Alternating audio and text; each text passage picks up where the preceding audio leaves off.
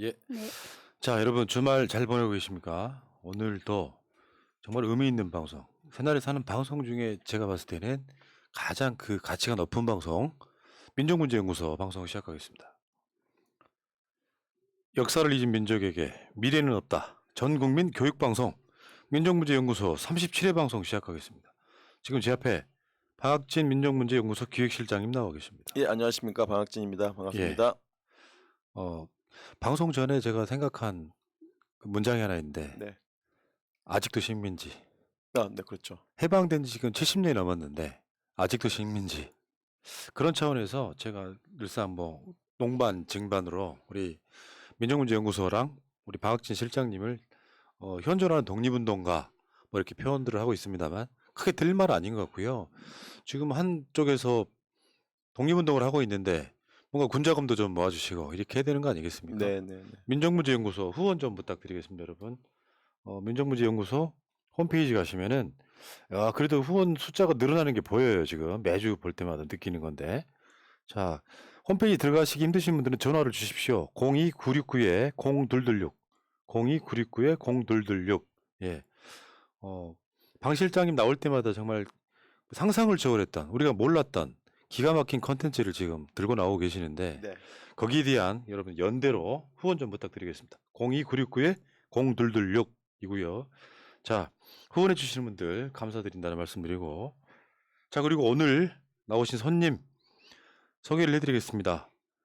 태평양 전쟁 피해자 보상 추진 협의회 이희자 공동대표님 나오셨습니다. 어서 오십시오. 예, 이희자입니다. 안녕하세요. 됐어요? 네.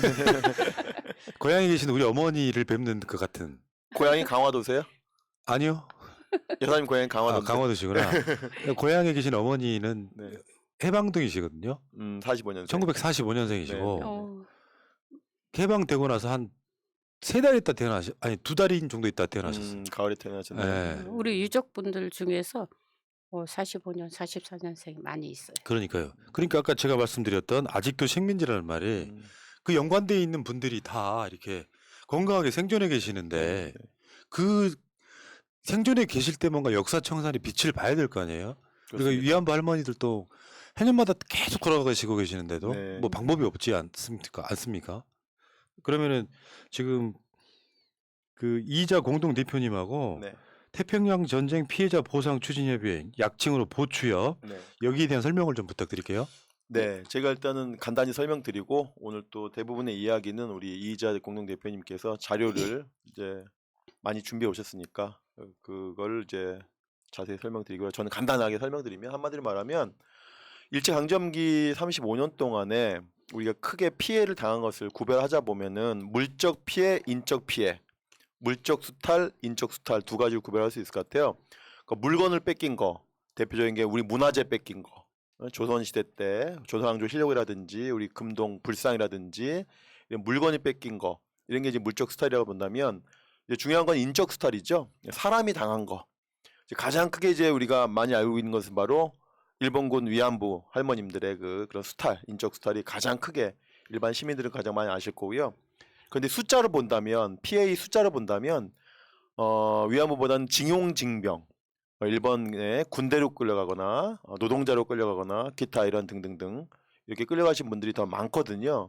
근데 한국 사회에서 보면은 인적 수탈 중에 위안부 문제에 대한 관심은 아주 지대하고 우리가 지난번에 김우성 작가님도 오셨고 평화의 소녀상 얘기도 많이 했지만은 근데 가장 많은 피해자를 차지하고 있는 이 징용징병 문제에 대해서는 조금 관심이 좀 덜하다.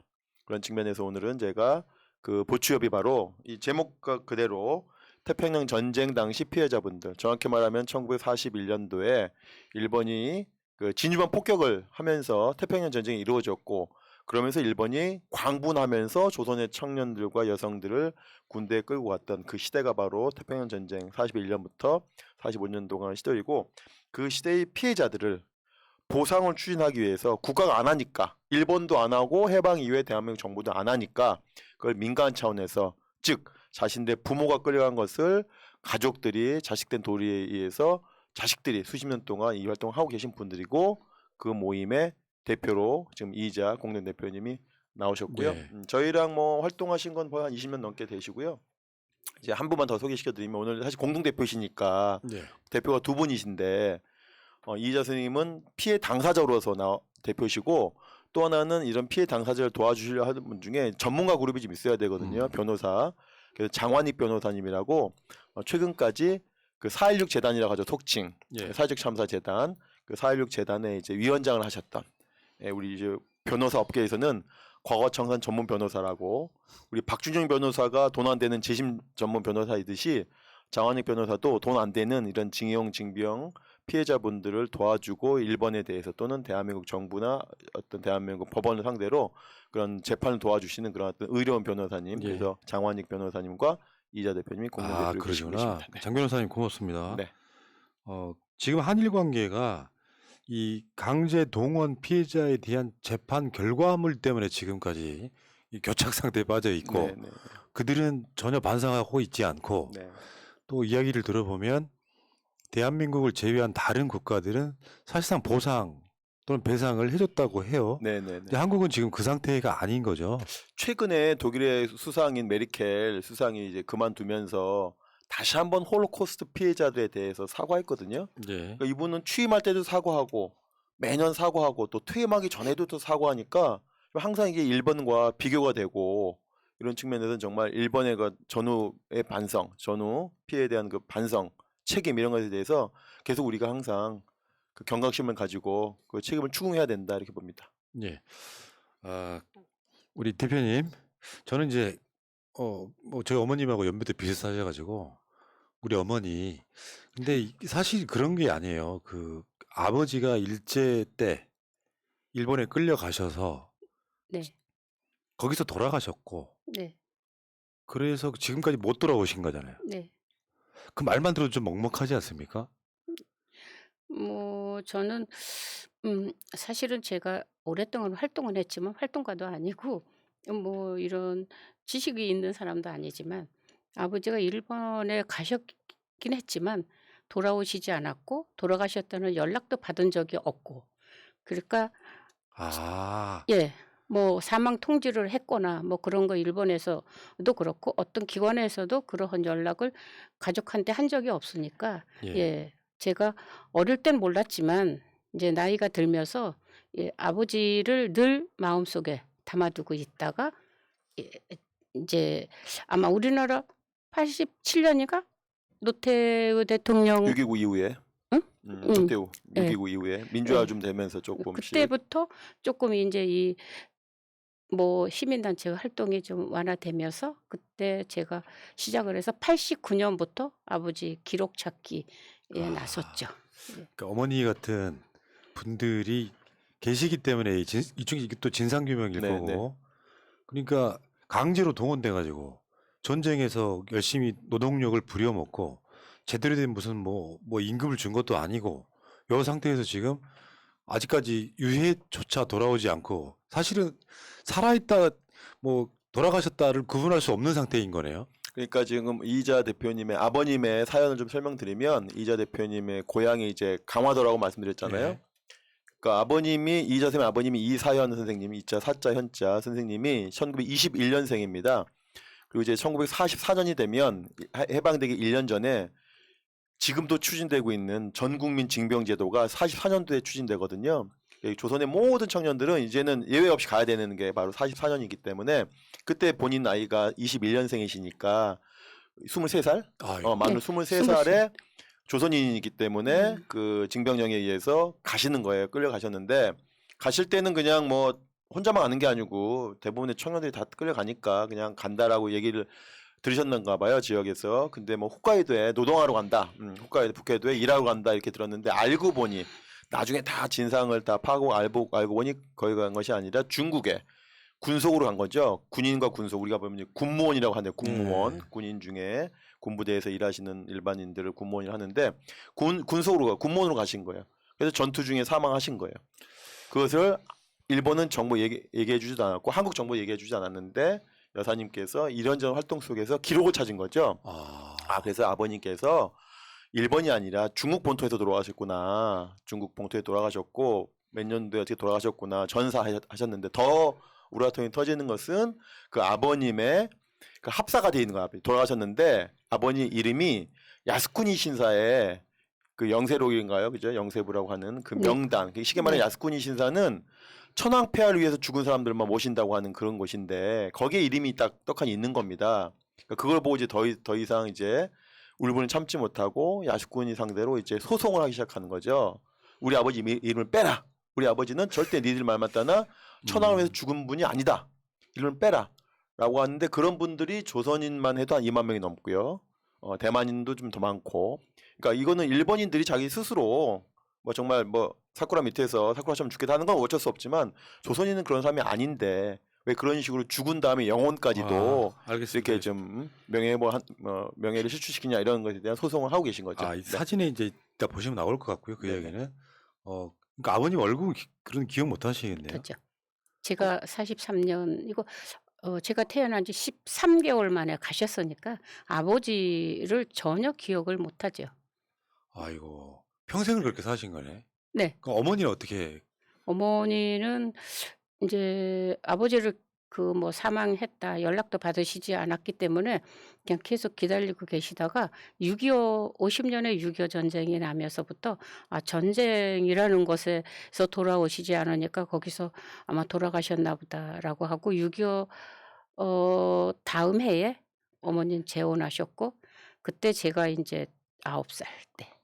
근데 따님이 훌륭하게 잘하셔갖고 계속 알아봤더니 아버지는 야스쿠니에 묻혀 계셨다. 이름이 올라가는 거죠. 이름이 어, 명단이 올라가는 거죠. 뭔가 저기 좀 모골이 송연해지는 느낌이에요.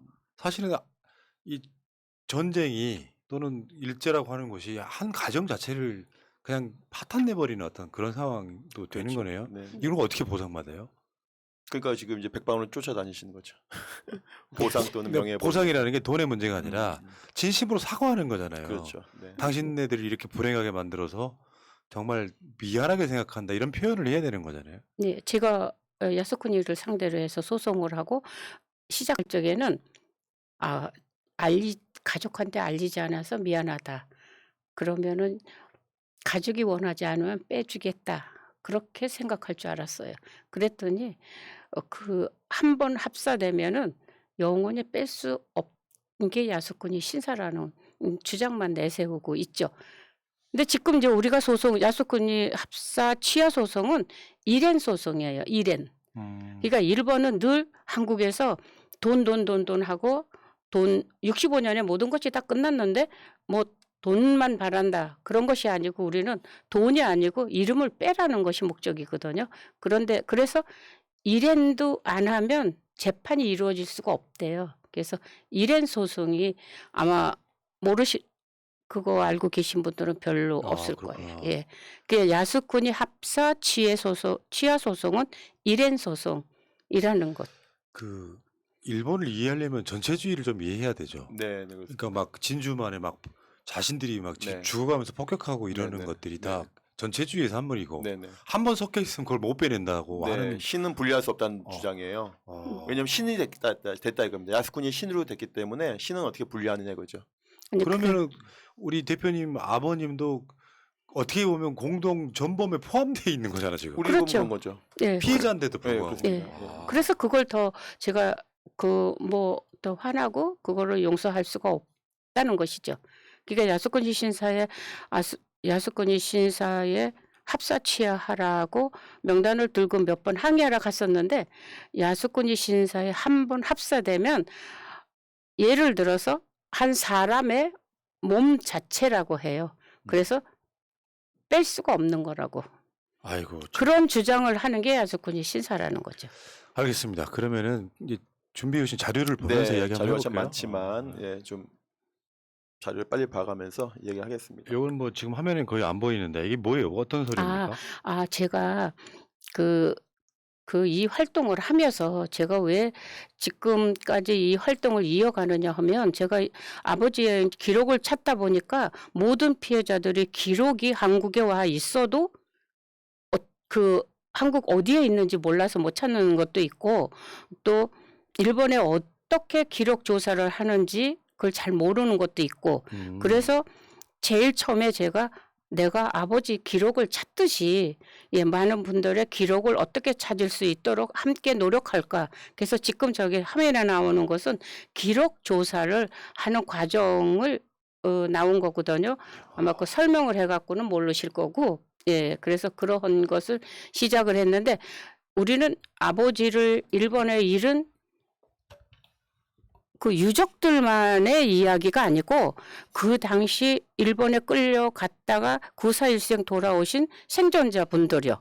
생존자분들도 함께 활동을 해왔는데 그 할아버지들도 저런 기록을 보신 적이 없대요. 아, 그렇습니까? 예.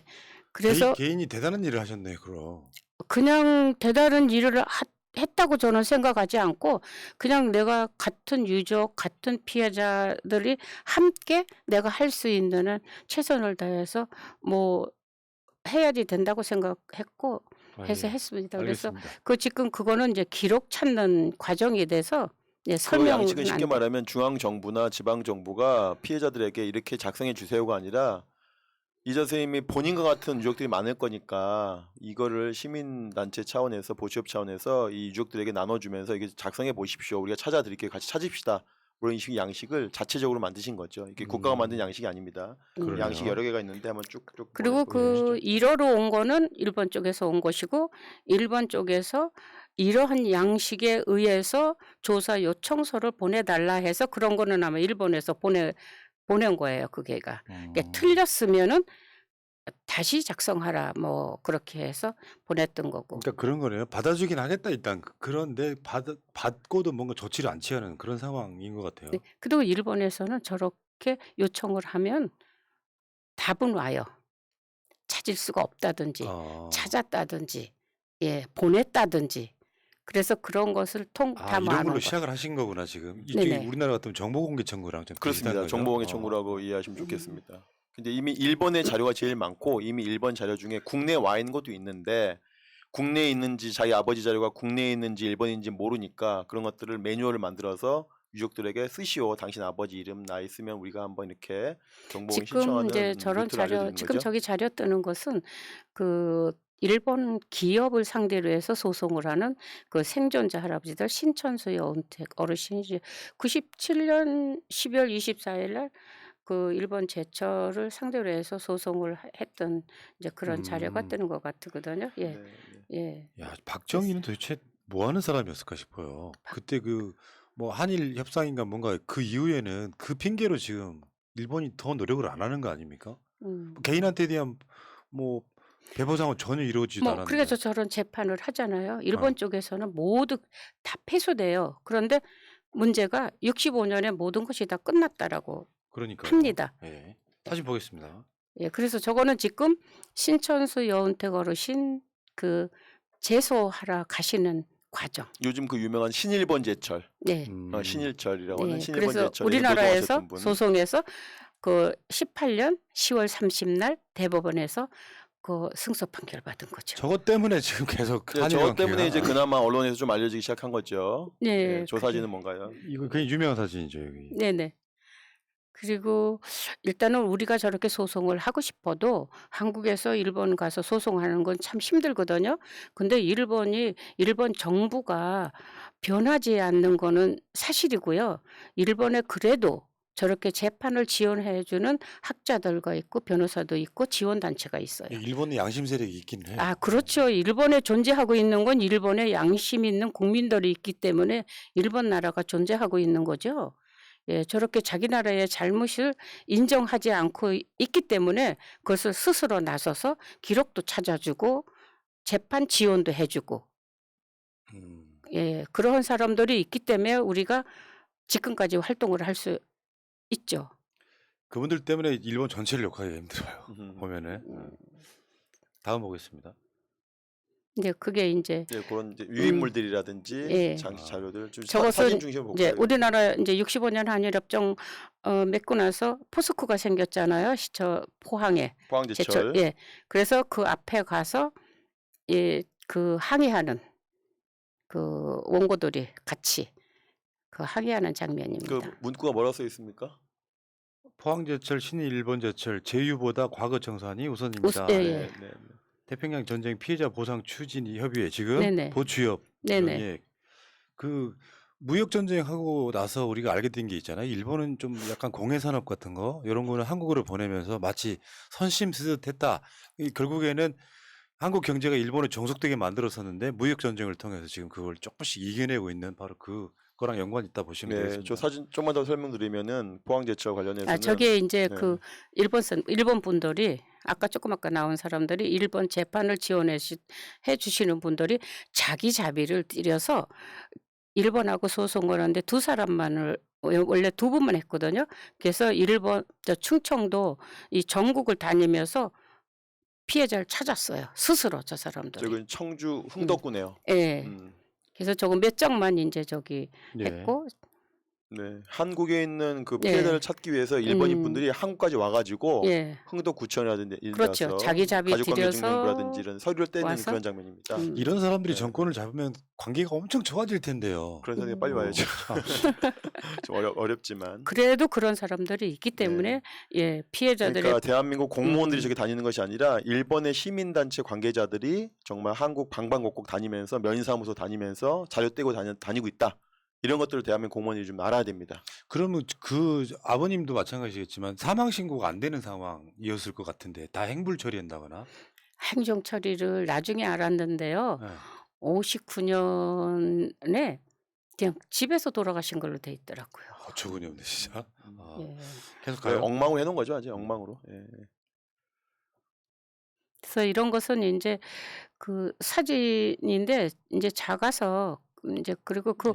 활동을 하고 재판을 하면서 일본 분들하고 같이 거리 시위하고 뭐 이랬던 것을 네. 지금 그 보여드리는 네, 겁니다. 네, 네. 일단 내가 말로 하는 것보다는 네. 어쨌든 그렇죠. 예, 그림이 있어야 예, 네, 다 활동 되기 사진들 때문에 저희가 예, 이제 활동 10주년 이제 예, 저희 20년 저게 넘었지만 일본 10주년 기념 사진을 그 했었던 거니까. 신일본 본사 앞에서 그 재판 인정하라고 기업 사죄하고 보상하고 하라는 그 일본 분들이 그 앞에 가서 시위하는 거고 길에 그 지나다니는 사람들한테 유인물 나눠주는 거예요. 그놈의 한일 관계가 뭔지 참. 야. 근데 저 사람들이 공무원이에요.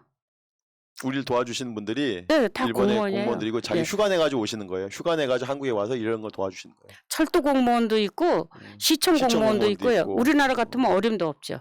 그러네요 진짜. 휴가 내가지고 한국에 와서 도와주는 겁니다. 네. 그게 아이러니하다니까. 네. 다음이요. 예. 대한민국이 워낙에 그 친일 정권이 오래돼 갖고 이것은 이제 그 히로시마 미쓰비시 조선소에 근무하셨던 분들이 이제 2000년도에 그 어디에다 소장을 넣을까 하다가 부산에 연락사무소가 있었어요. 미쓰비시 연락사무소. 그래서 부산의 연락사무소에 소장 넣기 전에 지금 기자회견하는 거예요. 이게 2000년도인가 봐요. 이게 네, 숫자를 2000년 보니까. 5월 1일이 우리나라 노동절이잖아요. 노동절, 메이데이. 예, 그래서 부산역 아마 조금 사진 넘기시면 이게 부산역 광장에서 집회하는 거예요. 노동자들하고 함께. 지금 여기 이쪽에 그 현수막 들고 있는 분들은 히로시마에서 그분들을 재판을 지원해 주시던 분들이 한국에 와서 함께 지금 동참해 주신 거고 그 앞에 노인네들은 본 당사자들, 원고분들이세요. 네. 그래서 그날 왜 5월 1일이었냐 하면 그 연락사무소는 5월 1일 날 놀지 않더라고요. 우리는 그때 노동절이라 놀고 있지만 그래서 그때 5월 1일을 택해서 했죠. 저거 구호하시는 거. 야, 우리 대표님 말씀하시는 거 보니까요. 네. 아버님 때문일 수도 있겠지만 네. 이 기억이라든지 말씀하시는 게 네. 거의 한 3, 40대급이세요. 그러니까 보통 이제 우리가 좀 연세 좀 드신 분들 인터뷰할 때는 굉장히 좀 조심스러운데 네. 뚜렷하고 정확하게 해주시는 거 보고 아버님 때문에 이렇게 되셨구나 이런 생각이 들어요. 아니 제가 지금 저기 나오신 어르신들을 볼 때마다 제가 아버지 얼굴도 모르잖아요. 그래서 저분들을 대할 때에는 아버지 같이 대해요. 아버지 연배 되시는 분들이에요 전부가. 그러니까 저분들이 좋아하시고 또 그걸 친절하게 또 이야기를 잘 들어 드리니까 좋아하시고 고맙다고 하시고. 그러니까 국가가 해야 될 일을 개인이 막 하다 보니까 그 어떤 무게나 책임감이나 이런 노력들이 너무 이렇게 해서 완전히 몸에 이렇게 체득화된 그런 느낌이어서 제가 그렇습니다. 말씀드린 그 사진 한 장 한 장 그냥 네. 나온 게 아니라 네. 다 본인이 관계하시고 네. 조직하시고 했던 사진들이기 때문에. 저게 저거는 내가 안 말씀할 드릴 수 있는 것은 저게 내가 다 걸어온 길이기 때문에 네. 몇십 년 전 일이라도 그것도 일본 유인물 같네요. 저것도 일본에서 야, 얼마나 노력을 하셨을까 그냥 보이네요. 계속 좀 넘겨주시죠. 이것은 6월 반환 이제 그 우리나라에 일본에서 이제 자료가 있는데요. 6월을 일본은 보냈다고 해요. 근데 유족들은 아버지의 6월을 받은 적이 없는 거예요.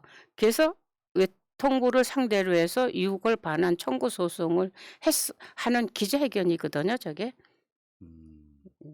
그게 가끔씩 왜 우리나라 정부에서도 저게 이제 네. 일제 강제징용 6월을 찾아주세요 하는 거리 시위하는 거예요. 저게가 서초동 그 법원 앞에서. 그 전쟁 영웅들은 모셔오고 막 그러잖아요. 네. 똑같이 모셔와야 되는 거잖아요. 음. 최소한 유족들한테 돌려주는 것은 국가가 할 수 있는 거잖아요. 외교 협상을 통해 가지고. 외교 협상 지금 이 짧은 시간에 제가 그 분노를 좀 말씀드릴 수는 없지만 외교부를 상대로 한 분노. 외교부가 아주 안 하는 것도 있지만 적극적이지 못한 것 사실이고 일본 쪽에서는 한국 정부에서 적극적으로 요구를 해오면 자기네들은 하겠다라는 거거든요. 아직까지 안 하고 있는 거예요? 예. 그런데 적극적으로 그럼 왜 안 하는가 하고 외교부에 요청을 한다고 해요. 그럼 우리는 누구를 만났냐는 것이죠.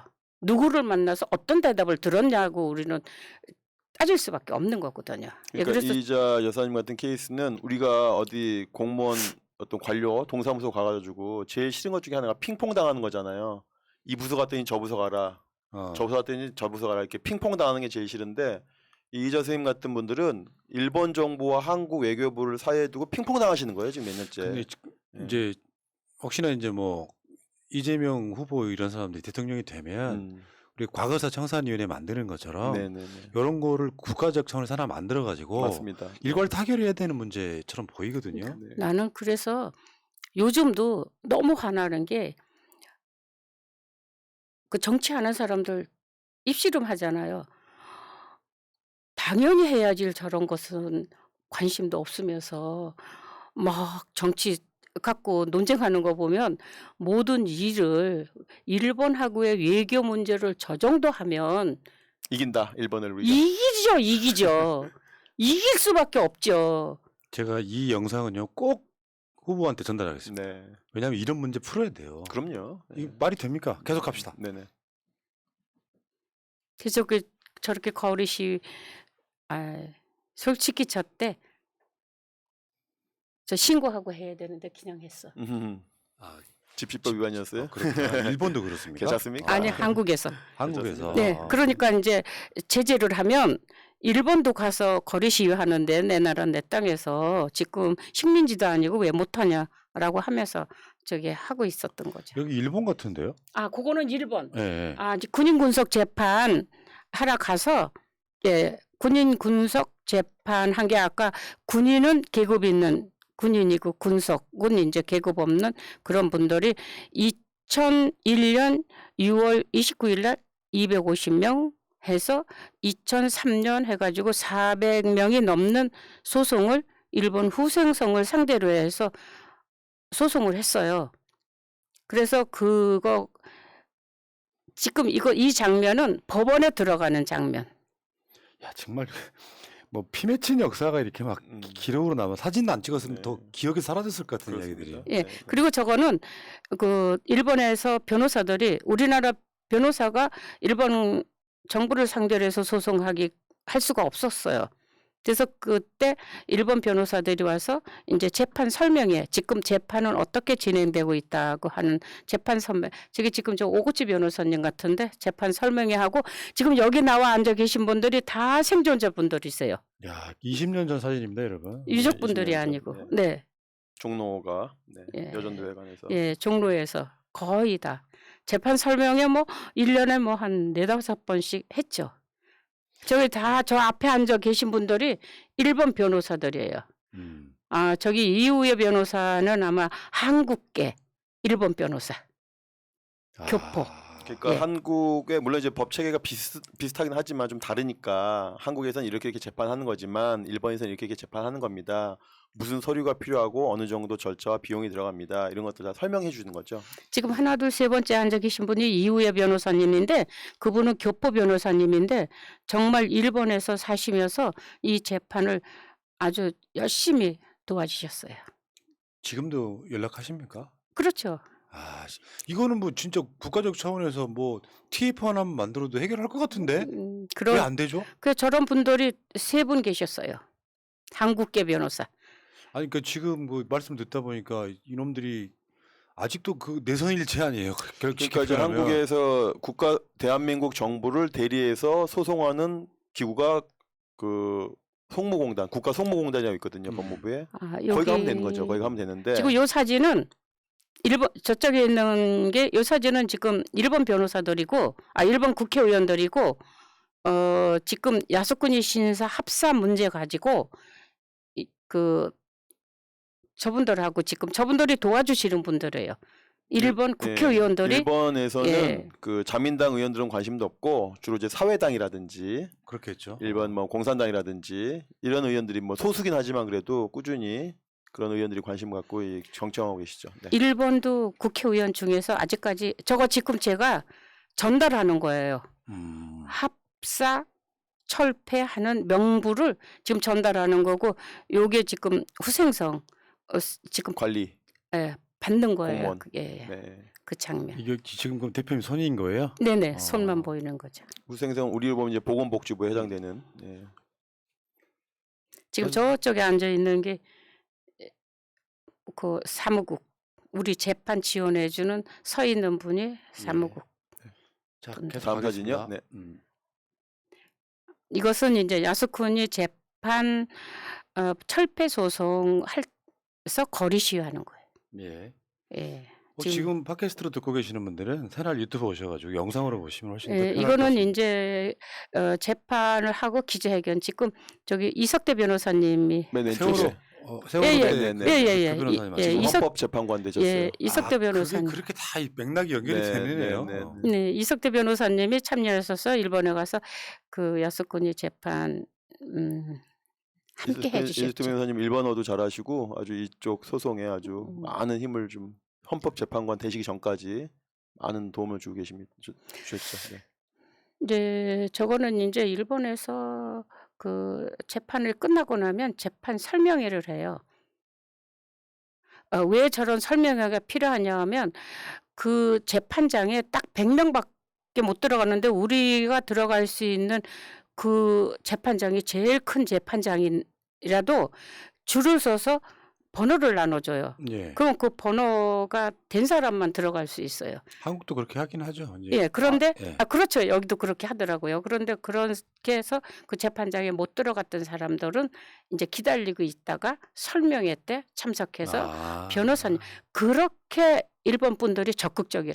내가 지금 참여해서 도와주는 재판 진행이 어떻게 되는가를 건상이 아니고 끝까지 과정을 지켜보는 게 일본 분들이더라고요. 그게. 생각했던 것보다 일본의 양심 세력이 꽤 많이 있네요. 네, 그렇습니다. 예, 네. 그래도 저 사람들한테 내가 그런 얘기하면 내가 만나는 사람만이라고 말해. 근데 꽤 있어요. 꽤 있어요. 변하지 않고. 다수가 아니어서 그렇지. 네, 제가 지금 만나는 사람들이 이거는 한국의 그 군군 재판하고 저 뒤에 계신 분들이 변호사님들인데 그 재판 그동안에 어떻게 진행했고 그 재판 판결 보고회를 하러 오셨었어요. 그래서 지금 앞에 계신 분들이 다 생존자분들 지금은 다 세상 떠나셨는데 예. 혹시 여기 어머니세요? 예. 맨 오른쪽에 두 번째. 네, 그리고 여기 보면 어렴풋이 날짜가 2009년으로 보여요. 2009년 그러니까 11월. 아까 2000년도 초반에 지금 여기까지 온 거예요. 벌써 사진 몇 장으로 네. 한 7, 8년이 지난 거죠 지금. 그게 이제 군인 군속 재판. 그리고 네. 일본은 재판을 하면 그게 그렇게 오랫동안 하더라고요. 되게 고이즈미인데 일본 이게 문제야. 그 야스쿠니 이 참배를 자기가 이제 총리에 나오면서 나는 8월 15일 날 당당하게 야스쿠니 참배를 하겠다. 그게 공약이죠, 공약. 공약을 하고 나왔어요. 그래서 우리가 이제 비판하는 거지. 근데 가끔씩 네, 일본에서도 그 저기 요미우리인가 신문 예. 예. 그 요미- 사람도 비판을 하고 있는 거예요. 일본 보수 신문 요미우리 와타나베 회장도 고이즈미 야스쿠니 참배 강력 비판. 이렇게. 비판한다고. 예. 퇴임 후에도 그 고이즈미는 그 영향력을 계속 가지고 있었죠. 저는 가끔씩 그런 생각해요. 야스쿠니 이 전범 따로 있잖아요. 네. 거기만이라도 폭파시켜 버렸으면 좋겠어. 그게 역사지. 그게 말이 됩니까? 아, 그 얘기는 그때 미국의 야스쿠니 때문에 미국에 갔는데 미국에 계신 우리나라 분들이 미국에 가서 지금 살고 계신 분들이 그거는 폭파시키는 수밖에 없다고 그 얘기를 하시더라고요. 아니 그걸 자기들은 이제 저기 문화라는 걸로 뻗대는 거잖아요. 그렇죠. 지금. 문화고 종교기 때문에 정치 저거는 영역이 진짜. 아니다. 이렇게 지금 그럼 피해가는 거죠. 자기네만 문화로 쓰면 되는데 왜 남한테 억지로 강요를 하고 가족한테 묻지도 않고 거기다 합사를 해놓고 우리가 찾지 않으면 합사되는 거 몰라요. 그러니까 지금 21세기 문명국가, 문명사회에 살고 있는데 최소한 사람이 이렇게 무슨 짐승도 아니고 어떤 영혼을 갖고 생각이 있게 사는 인간이고 문명인이라면 최소한 자기 가족의 유골은 돌려주는 것이 첫 번째 그게 네. 가장 먼저 해야 될 일이었을 것 같은데. 살아계신 분도 야스쿠니 신사에 합사돼 있거든요. 김희종 할아버지라고. 네. 그래서 야스쿠니 소송에 참여하셨었는데 할아버지가 근데 돌아가셨다고 유골도 돌아온 걸로 돼 있어요. 문서상에는. 이게 뭐야 이게? 그러니까 다른 유골을 돌려보내준 거네요. 그렇죠, 그럼. 그렇죠. 그렇죠. 그러니까 예. 우리나라에 유골 왔다고 하더라도 그 유골이 진짜는 아닐 것이라. 그리고 할아버지가 내가 살아서 여기 왔는데 내 명부가 어, 야스쿠니에 있다고. 내가 여기 명부가 죽었다고 있으면 어떻게 얼마나 되는 엉터리냐 거냐. 이거지 이제. 그랬더니 야스쿠니 신사에서 걱정하지 마시라고. 죽은 사람만 합사되지 죽은 사람만 신이 되는 거고 영혼만 되는 것이지 살아계시기 때문에 이름만 있을 뿐이지 여기 합사된 거 아니라고. 아 이게 무슨 이런 엉터리가 다 있어요. 그거 말도 안 돼. 뚱딴지 같은. 그러니까 할아버지가 거기서 복장을 치고 오셨는데 그게 그런 곳이 야스쿠니 신사라고요. 그냥 주먹 구구식인데다가 아유 씨. 그러니까 지금 저기 재판하고 있는 변호사들이 아주 젊은 변호사들이 많이 있어요. 두 분만 빼놓고. 그런데 그분들이 그런 곳이 야스쿠니 신사인지 몰랐다고 해요. 자기네 도시락 싸갖고 소풍 가던 곳이 야스쿠니 신사였대요. 그런데 그러한 곳이라는 거 알고 야스쿠니 재판에 참여해주고 계셔요. 예. 자 다음 보겠습니다. 한일협정 문서 공개 이거는 촉구하는. 한일협정. 그러니까 네. 모든 거를 65년으로 돌려버리니까 그렇죠, 예. 도대체 어떻게 협상을 했는지 네. 내용을 보여달라 이거죠. 네. 그렇습니다. 뭐 네. 지금 이게 아직도 공개가 안 됐어요? 일부 돼 있죠. 노무현 정권 때 일부 공개가 됐습니다. 지금 전체는 공개가 안 됐나 보죠 아직도? 음, 왜 뭐 30년 뭐 이렇게 정해놓은 기간들이 있잖아요. 근데 그것도 뭐 그때 그 노무현 정권 때 이제 그렇게 하다가 지금은 이제 흐지부지 흐지부지 되고. 되고 반짝 한번 그때 공개 좀 하다가 음. 그것도 좀 전체 공개는 아니고 또 중요한 부분 또 이제 먹칠해서 또 공개가 됐고 이러면서 예. 야, 진짜 개인은 국가라는 어떤 그 거대한 권력 앞에 어떻게 해야 되는가 답답하네요. 넘어갈까요? 예. 네. 이게 이제 그 한일협정 문서. 문서 공개해라. 예, 예. 예. 그래도 상당히 그 노무현 대통령 때 전향적으로 그 외교부 관료들의 반대에도 불구하고 노 대통령의 의지로서 공개하라라는 지시가 있었고 그래서 일부 그 당시 공개가 됐죠. 네. 그 외교부 관료들이 야스쿠니나 일본과 뭐가 다르죠? 뭐 권위적이고 막 뭐 이런 것들이잖아요. 모든 제도와 시스템은 사람을 향해 가야 되는 거잖아요. 근데 그건 다 무시잖아 지금. 그나마 이희자 선생님 같은 분들은 일본 외교부보다는 한국 외교부에 더 아마 우라통이 더 많이 있을 것 같아요. 지금 이것은 근로정신대 할머니들이거든요. 12살, 13살 인제 그 일본에 유학시켜 준다고 해 가지고 초등학교 졸업도 하지 않은 그 여성들을 그 후지코시에 그 노동자로 끌고 간 거 인제 소송하는 그 일본에서 재판해 주고 계신 분들하고 지금 그 재판에 관계돼서 논의하고 계신 거. 근로정시대 관련해서 이제 광주에 이우건 선생님 하시는 단체가 광주는 미쓰비시. 미쓰비시 예, 우리는 후지코시. 후지코시. 예, 이거는 일본 대사관 앞에서 그 판결을 촉구하는 기자회견. 지금 저기 할머니 앞에 이렇게 그 어깨띠 하고 계신 분들이 다 원고분들이세요. 그 소송이 참 다양합니다. 전범 기업에 대해서 하기도 하고 일본 정부를 상대로 하기도 하고. 야, 근데 야스쿠니- 날짜를 보니까 2010년 이명박 때에서 네. 보니까 뭐가 제대로 됐을까 싶어요. 안 되죠. 어. 안 되니까 거기 가서 그거 기자회견하고 기자회견문 전달하러 갔는데 받지 않아서 그 아마 그 밑에 경비실인가? 음, 예, 거기서 민원실에 전달했죠. 집어넣고 오고 예. 수령을 거부하니까. 그거는 이제 후지코시 재판 지원회에서 일본의 그 후지코시 회사 앞에서 그 시위하고 했던 활동 사진을 네. 정리해서 보내준 거예요. 네. 사실 이게 사회적 약자분들이 이거를 뭔가 바꿔내려고 하는 것은 거대한 벽처럼 느껴지겠네요. 네, 네. 아무리 두드려도 이게 문이 안 네, 열리는 네, 거. 네. 그 한이 되잖아요. 그럼 평생. 저럴 때 우리나라 외교부 공무원이라든지 외통위 소속 국회의원이라든지 이런 분들이 같이 좀 동행해 주면 참 좋았을 텐데 그런 게 항상 없죠. 예. 그리고 지금 정치하는 사람들이 그렇게 지금 이런 논쟁을 하면 일본이 우리나라 절대 함부로 못합니다. 일본하고 이렇게 지금 자기네들 정치인들끼리 그 싸움하는 것 같이 그런 그 논쟁을 전투력으로 식민지 시대에 우리한테 일본이 어떻게 했느냐 이런 논쟁을 벌인다면 일본이 우리나라 함부로 절대 못합니다. 그러니까요. 이게 예를 들어서 국회의원 몇 명이라도 이런 거를 그럼요. 이슈화하고 기자회견하고 그럼요. 예. 같이 행동하고 하다 보면 그게 민주당의 이슈가 되고 그게 국회 이슈가 되고 네. 그러면 나라 바꾸는 건데 당장 표가 안 되는 거잖아. 오히려 이분들한테는. 이렇게 가셔서 일본에 가서 활동하실 때 더러더러 일본 이제 국회의원들이 와서 동행하기는 했었어요. 일본 저게 국회의원들. 이제 야스쿠니 소송 저 할아버지 있잖아요. 저기 지금 그 예. 할아버지가 살아 계신데 야스쿠니 신사에 합사돼서 죽은 원고로 걸로 해가지고. 참여하셔갖고 그렇게 연로하신데도 저기 야스쿠니 신사에 항의하러 가셨고 이제 법원에 제소장 넣는 날에 저게 지금 민주당 국회의원분들한테 부탁드릴게요. 저거는 예.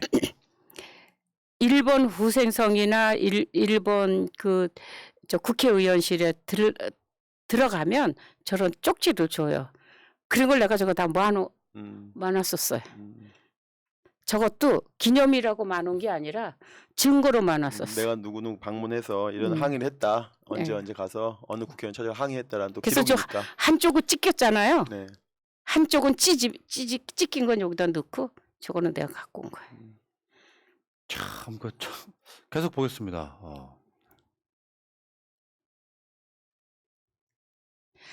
이것이 지금 강제동결 문제가 어디까지 왔는가?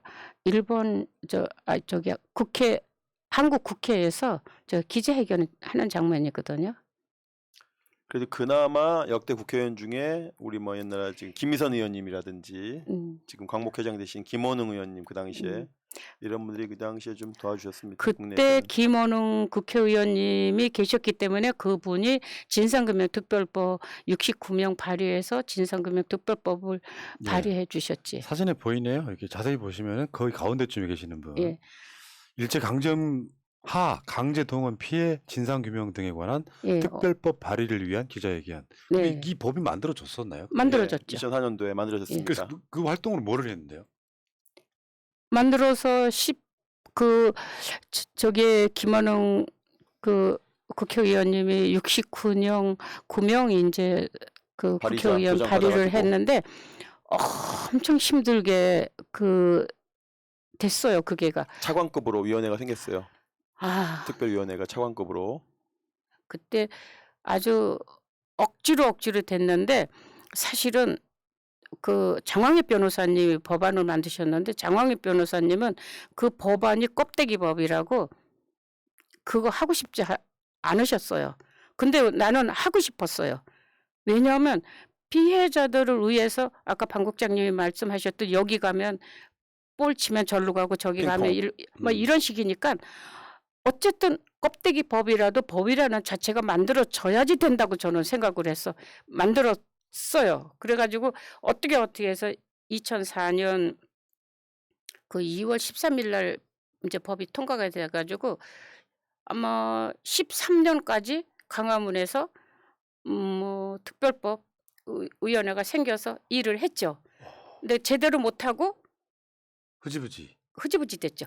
그렇게 어렵게 만든 걸 그렇게 흐지부지 하면 안 되고 조그맣게라도 그걸 유지해야 되는 건데 없애버렸죠 그냥 또. 그러니까 쉽게 말하면은 그 당시에 노 대통령 때 그나마 노 대통령 시절이니까 가능했던 것이 친일파 재산을 조사하는 법, 그다음에 친일파 진상을 규명하는 법, 그다음에 삼천교육이라든지 민간인 학살이라든지 이런 건 과거사 진상법, 그다음에 네 번째가 바로 강제동원법인데 세 가지 법은 앞에 세 가지 법은 다 그래도 장관급 위원회였었어요.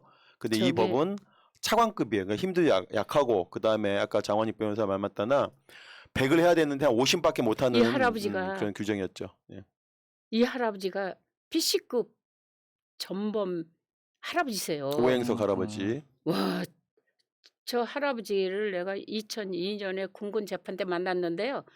할아버지 말씀하시는 게 그림 같아요. 그림. 그 말씀 자체가. B급 전범을 좀 설명을 해주셔야 됩니다. B급 전범. 네. 그래서 B급 전범이요. 전범. 전범. 저분은 전범으로 돼 있어요. 법적으로. 예, 이분이 이 할아버지가 똑똑하시고 재주도 많으시고 마라톤도 잘하시고 막 이러셨는데 근데 그 이야기를 하시는데 그래서 저 스케치 일을 해오시라 그랬더니 어머 저렇게 스케치 내가 저거 부탁 안 드렸으면 큰일 날 뻔해. 그러니까 제가 설명을 드리면 저분이 그러니까 피해자가 아니고 전범으로 돼 있었습니다. 뭐냐면 A급 전범은 도조 히데키 같은 사람은 A급 전범 아닙니까? 근데 저희가 이제 45년 해방이 되니까 연합군들이 일본군들이 점령했던 지역들 우리 영화에 보면 콰이강의 다리라고 있어요. 콰이강의 다리 태국 이런 접경 지역에 다리 만들고 거기에 연합군 포로를 감시하던 분으로 활동했어요. 연합군 포로 감시원으로. 근데 연합군이 와서 딱 보니까 일본인하고 조선인 구별이 안 되잖아요. 그러니까 저분은 그러니까 일본인이 시킨 대로 그냥 연합군 포로들 감시만 하고 있었는데 와보니까 너는 똑같은 일본인하고 똑같으니까 너도 전범이야. 그렇지만 A급은 아니냐. 너는 B급, C급쯤 되는 전범이야. 그래서 B, C급 전범으로 구별을 해놓는 거예요. 그러니까 일본에 끌려갈 때는 끌려갈 때의 피해자고 해방 후에 한국에 돌아봤더니 낙인이 찍혀 있는 거죠. 아, 오행석 당신은 전범이야. 네, 그런 것들이 오랫동안 한이 됐는데 바로 2004년도에 법에 의해서 아, 오행석 할아버지 같은 분들은 잡혀가서 저분들이 활동했지만 전범은 아니다. 저희 특별법 할 때 저거 다 생존자분들이에요. 네, 전범은 아니다. 라고 해서 그나마 그 법에 의해서 명예가 회복된 그런 케이스인 거죠. 아니요. 예. 전범이 아니라서 살려나신 게 아니라 거기 같이 있던 분들이 그 좀 잘해줬대요. 인도 사람들 그런 분한테. 그래서 저 사람은 그때 손가락질 하나로 이 사람은 아주 나쁜 놈이다 하면은 그냥 사형이래. 연합군에 의해서 전범으로 그랬는데 해가지고 죽기도 하고. 잘해줬대요. 그 감시원으로 계실 적에. 그래서 941생 1,000원으로 국내까지 오셨는데 살아나신 예, 거예요. 거기서 살아오실 수가 있었대요. 그런 거죠. 이제 자기 그림으로 그리신 저기가 거죠. 예. 특별법 이제 할 때 서명운동 벌이는 거거든요. 캠페인. 예, 캠페인 서명 하는 건데 캠페인. 저거 인사동 거리 같은데 네. 저들이 이제 고등학생들 그때 학교 선생님들이 자기 제자분들하고 많이 와서 자원봉사 많이 해주셨어요. 제가 이게 보다가 중간에 꼭 그런 말 해드리고 싶어요. 다음에 또 다시 나올지 모르겠는데 민주당 180석이 해야 될 일 중에 하나였네요. 지금 보니까. 근데 그럼요. 벌써 이게 1년 반 정도 지나버렸거든요. 네. 다음 정부에서는 꼭 이런 것들이 해결되길 바랍니다. 최소한 내가 태어난 내 국가가 내 편을 들어줄 때는 그 한이 줄어들지만 오히려 일본 사람들은 돕고 있는데 국가는 내가 태어난 우리 모국은 그것을 외면하고 있을 때 느끼는 한은 상상을 초월할 것 같습니다. 계속 저건 오키나와 저 서순 선생님 같으다. 오키나와. 예, 오키나와 대만 그 한국 그렇게 야스쿠니 신사 합사 반대 공동 국제연대가 공동행동. 있습니다. 예예. 지금 그 사진은 안 나왔는데 지금 일본 그 거리에서 집회하는 그런 사진. 저기 지금 긴조시네.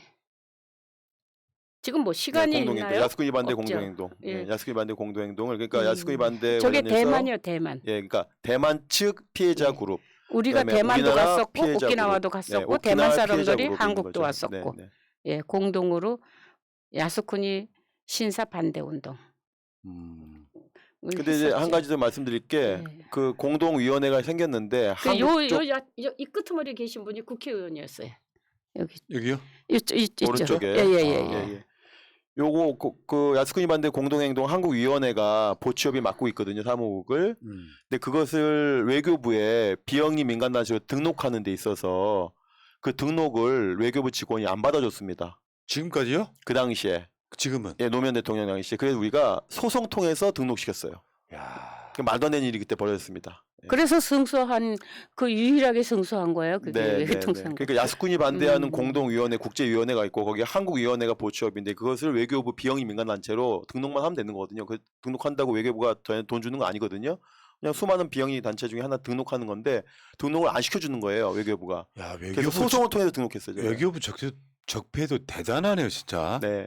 결국에는 뭐 한일 관계 나빠진다는 그런 명분을 대는 거잖아요. 어쨌거나 맞아요. 그게 노무현 정권 때 일어났던 노무현 지금 말씀 정권 때 잘하셨네. 일어났던 외교부 관련 진상규명 행태입니다, 그게. 특법법을 외교부에서 직접적으로 반대했어요. 그러니까 우리가 어떤 외교 문제 법이 나쁘다고. 만들어지면은 해당되는 부서에다가 의견을 요청하거든요. 이 법이 만들어지는데 외교부는 어떤 의견을 갖고 있냐 의견을 내는데 대부분 우호적으로 내면은 통과가 되는데 우호적으로 안 냅니다.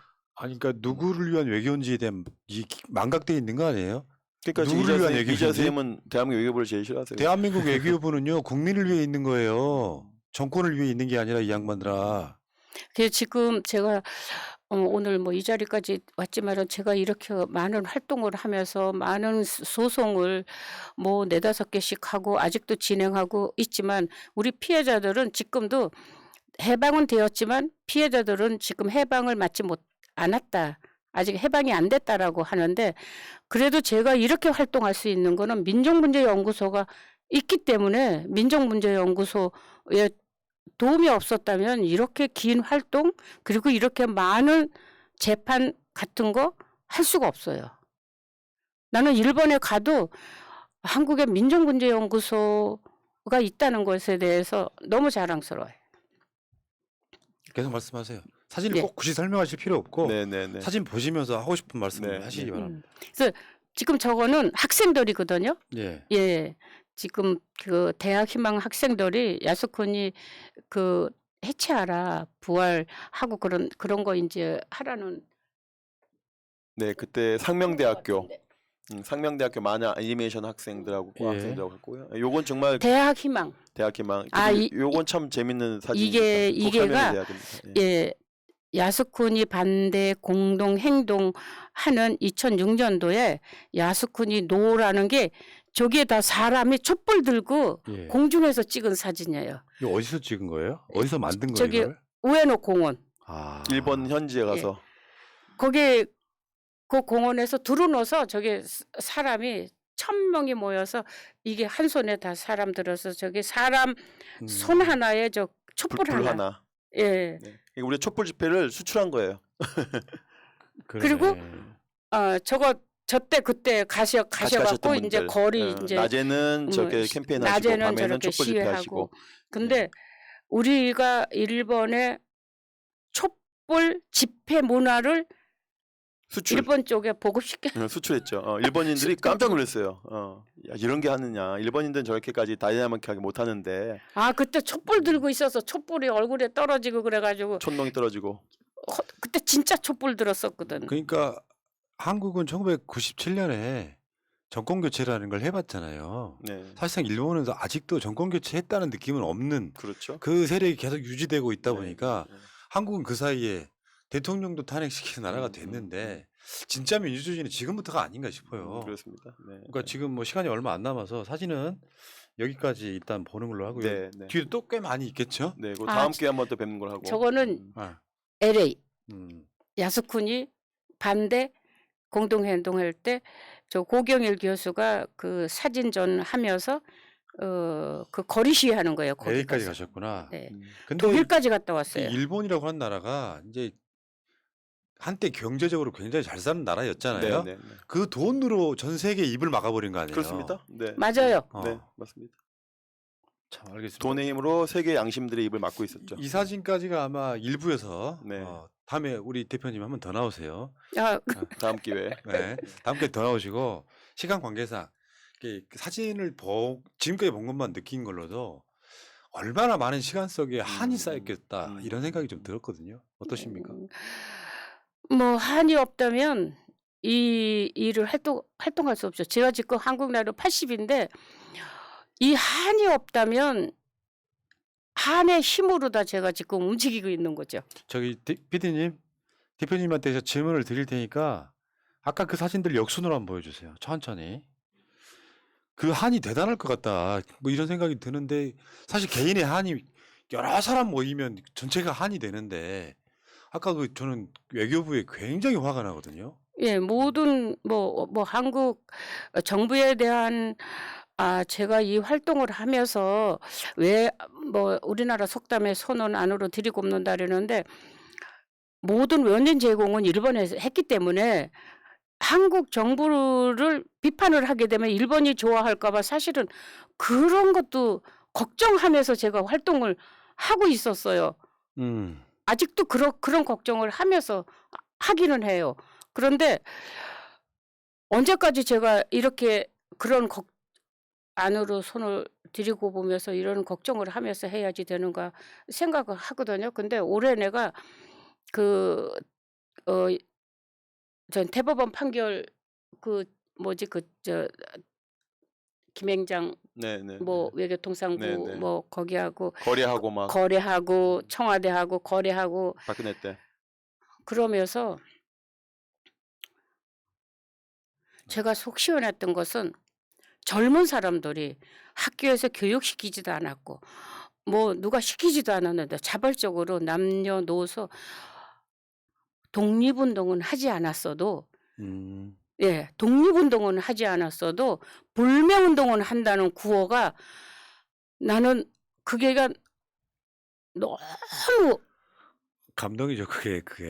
예, 그게 지금까지 활동하면서 우리나라 정부한테도 그렇게 고마움을 느껴보지 못했고 그랬는데 우리나라 국민들이 이런 정신이 아직 살아있구나. 독립정신이 살아있고 독립운동 한 그 분들의 정신이 독립운동이 얼마나 중요했는지 그런 것을 불매운동에다가 반영해서 비교해서 말하는 거 보고 너무 감동받았어요. 그러니까 나는 이런 게 있거든요. 이제 차기 정부를 우리가 좀 기대하는 측면이 한일 무역 전쟁이 막 벌어지고 나서 나중에 이제 뭐 윤석열 등의 검찰이 또 이슈를 완전히 바꾸는 다음에 코로나가 이렇게 터지면서 아직 그게 마무리가 안 된 측면이 있잖아요.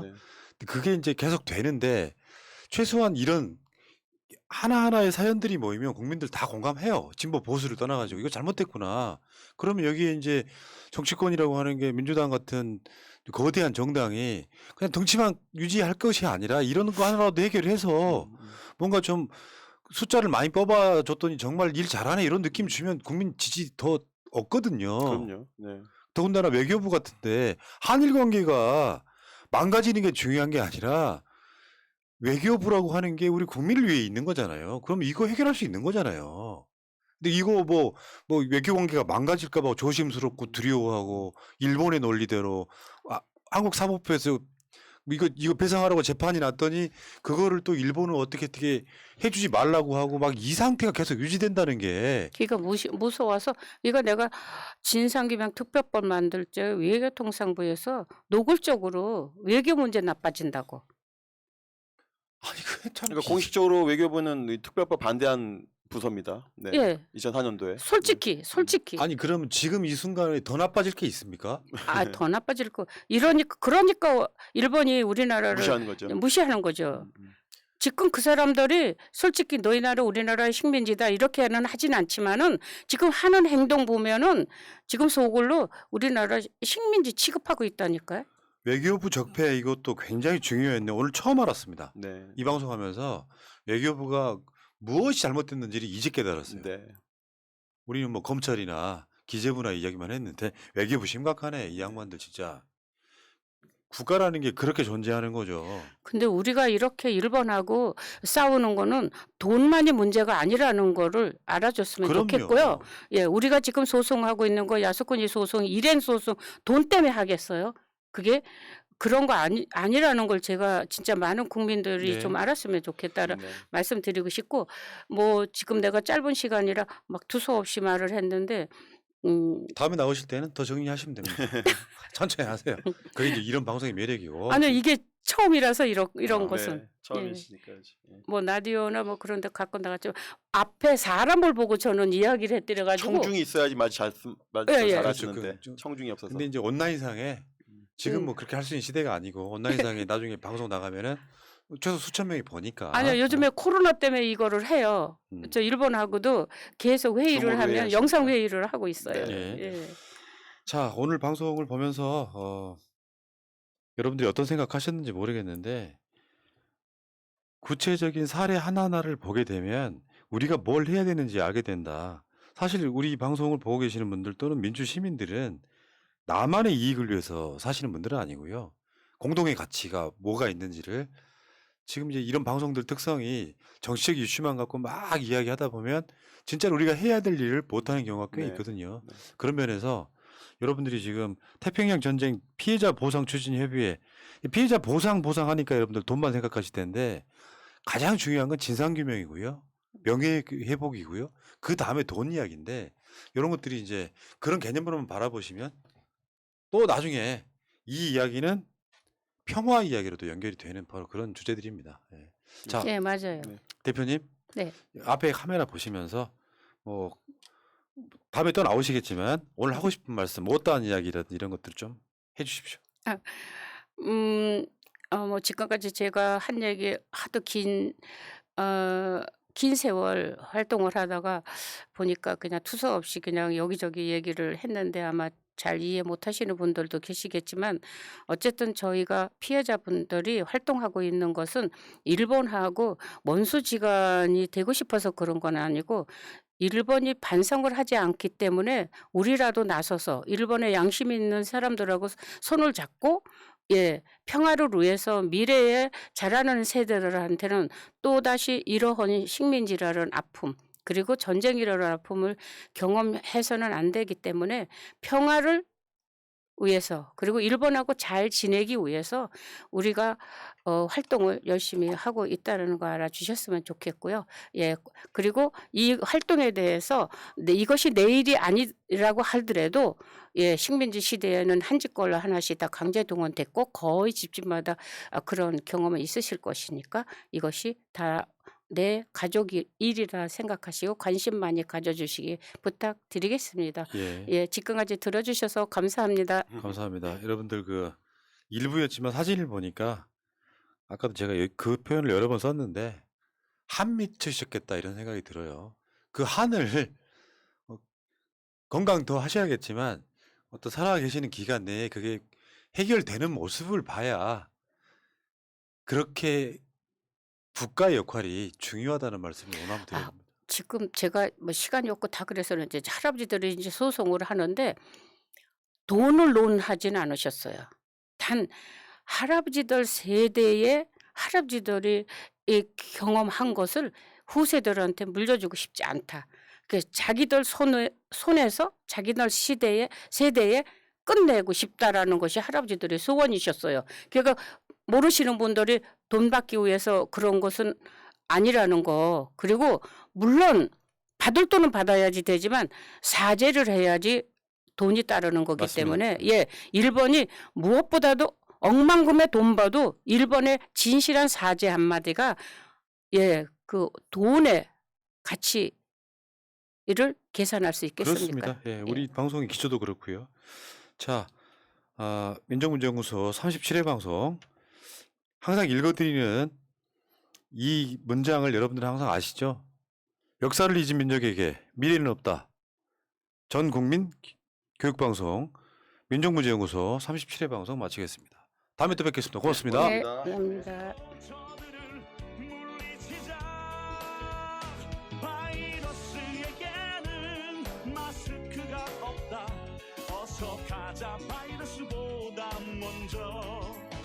그러니 내일보다 먼저 가자.